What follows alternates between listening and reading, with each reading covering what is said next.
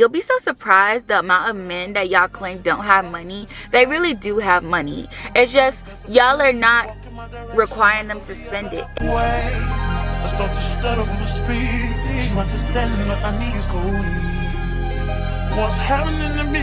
In your hypergamous journey, I think the hardest thing to learn is to receive. And a lot of us feel uncomfortable asking for things, and some of us even feel uncomfortable even receiving things that, you know, a man might offer you. And I believe this stems from, you know, coming from a Barbara the Builder mom, a Pickmeisha mom, and seeing like our mothers, mine for example, date men who are low value, low budget, low quality, broke, dusty men. And as you know, young girls growing up and seeing that, it makes you think that, oh, this is the type of man I need, as long as he's a black man and he's trying, or, you know, it's my job to help my man when he's down, which is completely false. Don't believe that shit. If you've listened to my previous girl talk videos, you know that I love Shera. I've been listening to Shera for about like 5 years, and ever since listening to Shera, it has obviously changed my life. A lot of girls feel so uncomfortable even asking the men that they're in a relationship with, that they're married to, that they're laying down with, for money, for not even just money, for help, the necessities that they need. And that is scary. I'm gonna show you ladies how to confidently ask a man for whatever you want. Now, this is going to be the most basic way to get you comfortable. It's not going to, you know, jump off the porch, because some women feel so uncomfortable asking for, you know, $20 or $100. There's some women, and we have to understand the fact that as long as, you know, you are just trying to get in, you know, this level up game, you know, there should be some help. If you go to other level up gurus, they might be like, what do you mean you can't ask a man for your rent money, blah, blah, blah.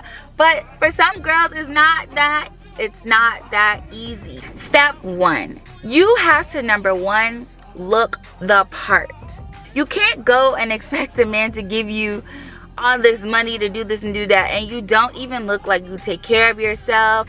Your hair is not neatly groomed. You don't look like extremely feminine. You don't give out that aura that you even take care of yourself. That's number 1. If you go try to ask a man for some money, immediately he's gonna look at you and think like, well, she's outside with a bonnet on. Is this like a woman that I would invest in? Because contrary to popular belief, there's plenty of men out here. You know, men outnumber us.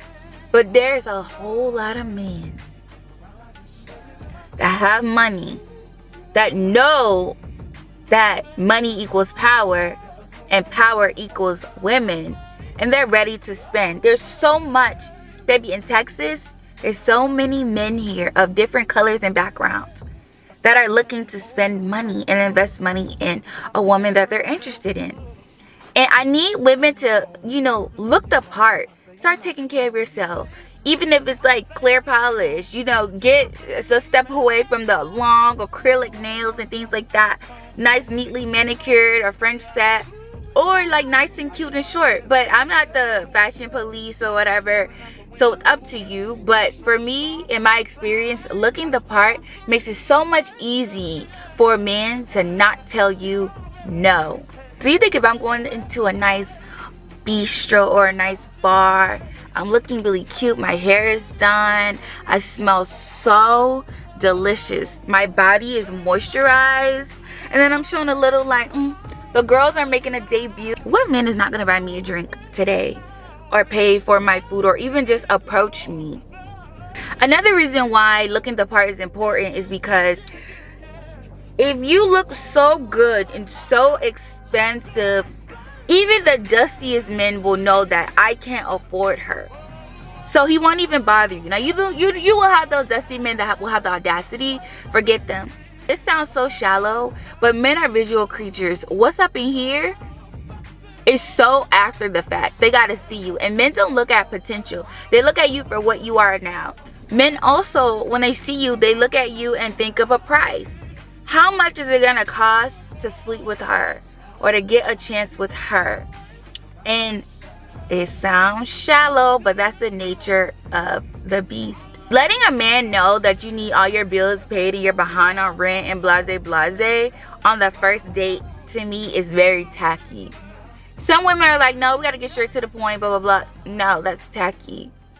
It's tacky. The only time it's acceptable is if he has the audacity to come to you to ask you for some, then yeah, you will definitely ask him for some money. Because if you thought that you were gonna sleep with me for free,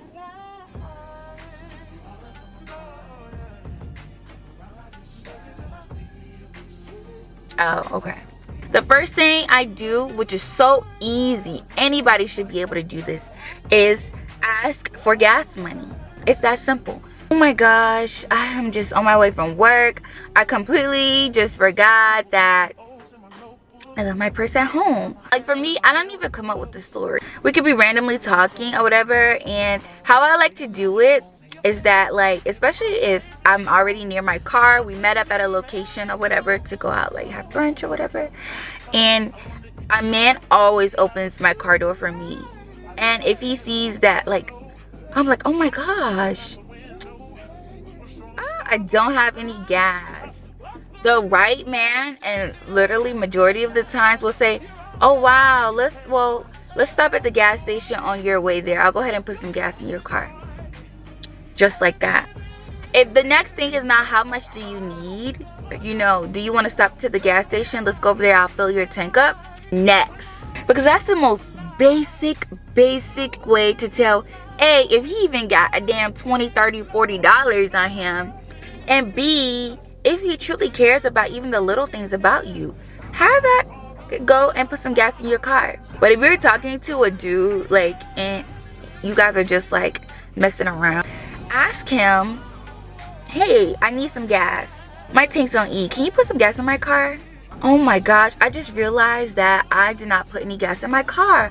I don't think I'm gonna make it home. Do you mind filling my tank up for me? I really appreciate it. Thank you. And if you have a man, you don't even have his credit card, I don't know what you're doing. But for the girlies that haven't gotten there yet, if this is your man, y'all in a relationship, it should be easy. Babe, do you mind putting some gas in my car? Or just send him a Cash App or a Venmo request. You should be able to do that. Mama's tank is always full. I don't need to be like, oh, can you put some, it's more so a reminder of, hey, did you put some gas in your car? Because you know you always like to drive without having an ample amount of gas in it, and I don't think that's safe for you. Use my credit card, get some gas. Use that credit card that I have for you, get some gas. That should be you, ladies. Another easy way to ask for what you want and to receive, ask him for food, money for food. Oh my gosh, I just had a long day at work. I'm so hungry. I'm really wanting some lunch. After that, if he's not asking, what do you want to eat? How can I send it? Then all bets are off. There's no excuse. $50 to $75 food. These are the small things. Once you get comfortable doing that, then you can work your way up to money for bills. One time I dated a man that lived in London. I was at work, ordered me food, and had it delivered to my job. They can do it.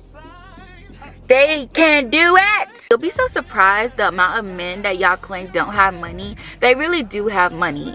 Y'all are not requiring them to spend it. And honestly, if a man could get something for free and he didn't have to work or do nothing for it, he would. So why would he even say, oh wow, why don't you ask me to put gas in your car? Why don't you ask me for blah blah blah?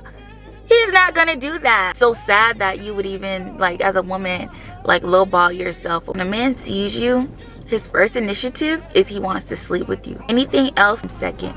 So he wants to see how less he can spend to get what he wants. And your mindset needs to be how much he can spend before he even gets the idea of sniffing my perfume off of my skin. It's gonna cost you. And it's just that.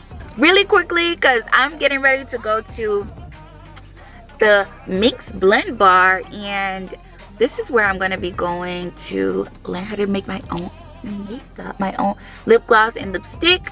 and I don't want to be late. The easiest way someone showed me how to receive is to say yes.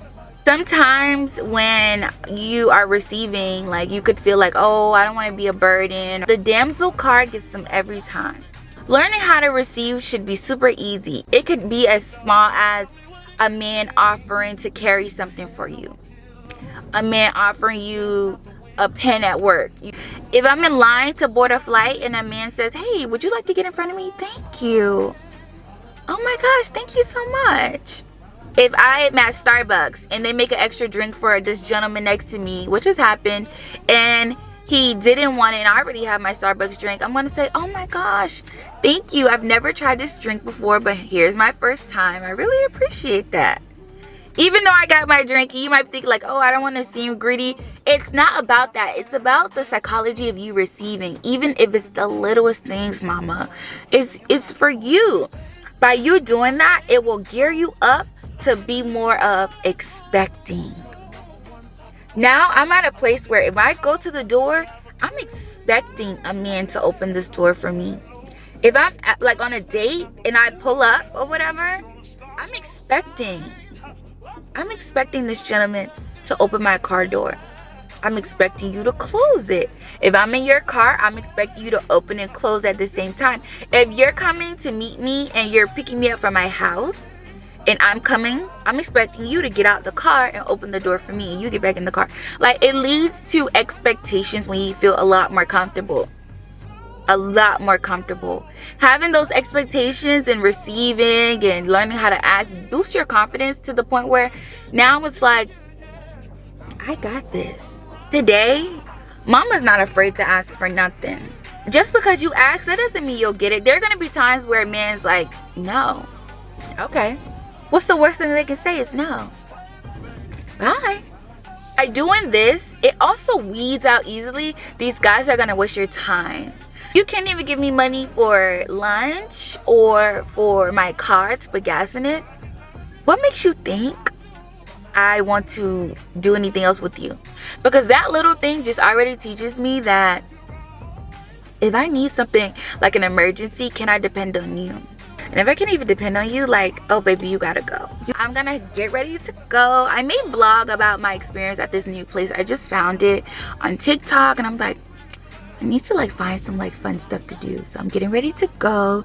So ladies, I'm gonna leave you with this theme. Like, this hypergamous journey, level up journey, whatever you want to call it, it's going to be a lifelong journey. It doesn't stop. You're going to make mistakes along the way, and that's okay. But never let any man shame you or anybody shame you for wanting to do better. Because anything that's struggle love, it has to go. Anything that's 50-50, don't even play with me. Don't even try it. Alright guys, I'll see you in the next video. Bye. I scribble X and O's in my notebook, checking how my hair and my nails look.